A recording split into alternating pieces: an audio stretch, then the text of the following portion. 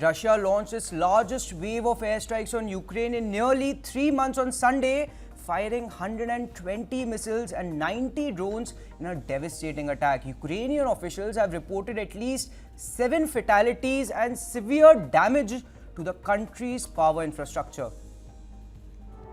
Russia unleashed the largest wave of airstrikes on Ukraine in almost 3 months in the early hours of Sunday morning. Ukrainian officials said 120 missiles and 90 drones were deployed in a sweeping overnight attack that targeted critical infrastructure.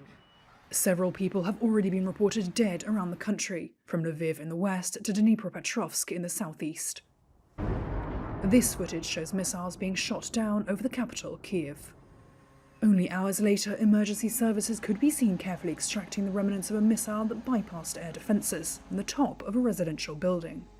The attack has caused severe damage to Ukraine's power system, the country's largest private energy provider said, and triggered emergency power cuts in numerous regions.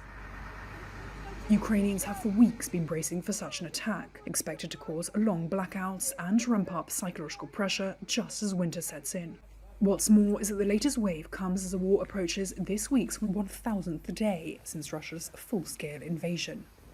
The latest onslaught piles more pressure on Ukraine as Moscow's troops notch up their fastest battlefield gains in the east since 2022.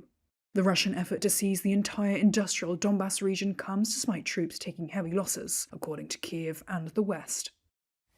Ukraine's Foreign Minister Andriy Sybiha said the strikes appeared to be Moscow's true response to leaders interacting with President Vladimir Putin. It was an apparent swipe at German Chancellor Olaf Scholz, who called the Russian leader on Friday for the first time since late 2022. Although Scholz urged Putin to pull his troops out of Ukraine, where they occupy a fifth of the country. The strikes also come just 10 days after Donald Trump won the US presidential election and pledged to end the war. Although Trump has not revealed how he would end the conflict, it has raised the prospect of a looming push to hold negotiations.